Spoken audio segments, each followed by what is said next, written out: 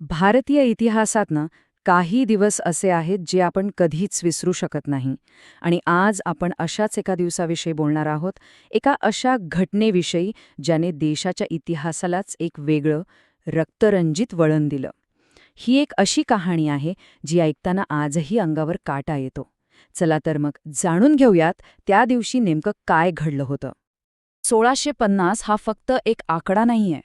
ही संख्या आहे त्या गोळ्यांची ज्या एका शांत निशस्त्र जमावावर फक्त 10 मिनिटात झाडल्या गेल्या. विचार करा, हा आकडा म्हणजे एका भयंकर क्रूरतेची आणि अमानुषतेची साक्ष आहे. आणि सगळ्यात धक्कादायक गोष्ट म्हणजे तो दिवस होता बैसाखीचा, म्हणजे पंजाबमधला सगळ्यात मोठा सण.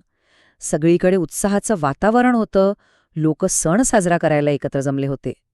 पण कोणालाच कल्पना नव्हती की पुढच्या काही क्षणांमध्ये हाच आनंदाचा दिवस एका भयंकर शोकांतिकेत बदलणार आहे. रक्ताने माखलेली बाग. हो, 13 एप्रिल 1919चा तो दिवस. ठिकाण होतं अमृतसरमधलं जालियनवाला बाग. तिथे हजारो लोक जमले होते आणि यातले बरेच जण त्या आजूबाजूच्या खेड्यापाड्यातून आलेले साधेभोळे गावकरी होते. त्यांना तर शहरात कुठली जमावबंदी वगैरे लागली आहे याची काही कल्पनाच नव्हती. ते तर फक्त सणासाठी जमले होते. पण हे हत्याकांड का घडलं हे समजून घेण्यासाठी आपल्याला थोडं मागे जावं लागेल. या सगळ्याची ठिणगी पडली होती एका कायद्यामुळे, एका काळ्या कायद्यामुळे. हा कायदा होता रॉलेट ॲक्ट. याला काळा कायदा का म्हणायचे?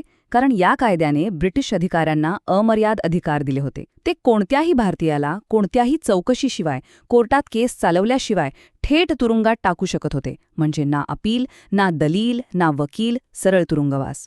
साहजिकच या कायद्याविरोधात संपूर्ण देशात संतापाची लाट उसळली. आणि मग पंजाबमधली परिस्थिती झपाट्याने बिघडत गेली. सगळ्यात आधी हा रॉलेट ॲक्ट पास झाला.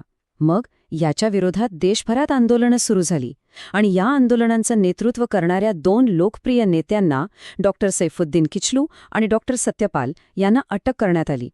या अटकेमुळे लोकांचा राग आणखीनच भडकला. दहशतीची 10 मिनिटं आणि याच तणावपूर्ण वातावरणात तो दिवस उजाडला.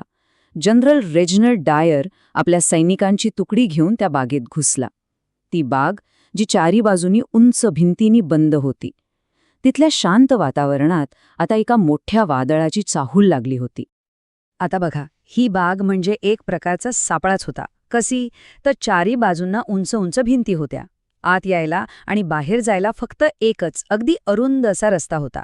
आणि आतमध्ये हजारो पुरुष, बायका, लहान मुलं शांतपणे जमलेली होती. यातले अनेक जण तर बाहेरच्या गावातून आलेले होते, ज्यांना शहरातल्या जमावबंदीची काहीच माहिती नव्हती. म्हणजे विचार करा, पळून जायलाही जागा नव्हती. आणि जनरल डायरने काय केलं? तो आपल्या सशस्त्र सैनिकांसोबत तिथे पोचला. त्याने सर्वात आधी बाहेर जाण्याचा तो एकमेव अरुंद रस्ता अडवला. आणि मग लोकांना कोणतीही चेतावणी न देता, तिथून निघून जायला संधी न देता त्याने थेट गोळीबाराचा आदेश दिला. हा गोळीबार जवळपास 10 ते 15 मिनिटं सुरू होता, जोपर्यंत सैनिकांच्या बंदुकीतल्या गोळ्या जवळजवळ संपल्या नाहीत. कल्पना करा त्या दृश्याची. अवघी 10-15 मिनिटं, पण त्यात होत्या फक्त किंकाळ्या, आक्रोश आणि मृत्यूचं तांडव. गोळ्यांपासनं वाचण्यासाठी लोकांची अक्षरशः त्रेधा तिरपीट उडाली. जीव वाचवण्यासाठी सैरावैरा पळत सुटले. आणि याच धावपडीत शेकडो लोकांनी बागेत असलेल्या एका खोल विहिरीत उड्या मारल्या. त्यांना वाटलं जीव वाचेल, पण ती विहीरच त्यांची जलसमाधी बनली. आज ती विहीर शहीद विहीर म्हणून ओळखली जाते. साम्राज्याची निर्लज्जता. या हत्याकांडानंतर जे घडलं ते तर त्याहूनही धक्कादायक होतं. या घटनेवर ब्रिटिश सरकारची प्रतिक्रिया आणि भारतीयांचा संताप यात जमीन आसमानाचा फरक होता.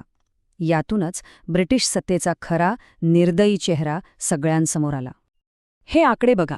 ब्रिटिश सरकारने जाहीर केलं की फक्त 379 लोकांचा मृत्यू झाला. पण काँग्रेस समितीने केलेल्या चौकशीत हा आकडा 1000च्या वर गेला होता. म्हणजे सत्य दडपण्याचा किती निर्लज्ज प्रयत्न केला गेला हे यातून स्पष्ट दिसतंय. या घटनेचे पडसाद देशभर उमटले. रवींद्रनाथ टागोरांनी तर निषेध म्हणून ब्रिटिशांनी दिलेली सर ही पदवी परत केली. दुसरीकडे या घटनेच्या चौकशीसाठी नेमलेल्या हंटर कमिशनने काय केलं तर जनरल डायरला कुठलीही मोठी शिक्षा न देता फक्त नोकरीवरून काढून टाकलं. या अन्यायामुळेच महात्मा गांधींनी असहकार चळवळ सुरू केली आणि याच घटनेने भगतसिंगांसारख्या अनेक तरुणांना क्रांतीच्या मार्गावर आणून उभं केलं.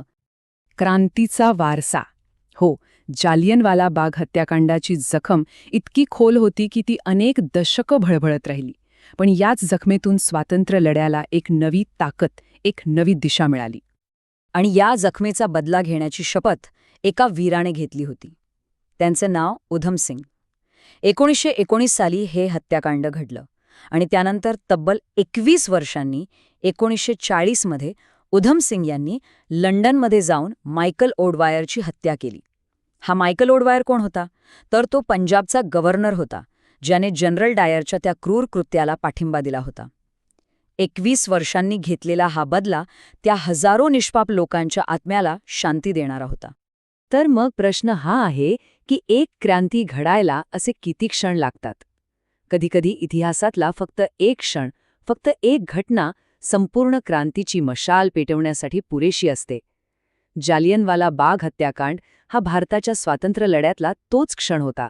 एक असा क्षण ज्याला भारत कधीच विसरू शकणार नाही.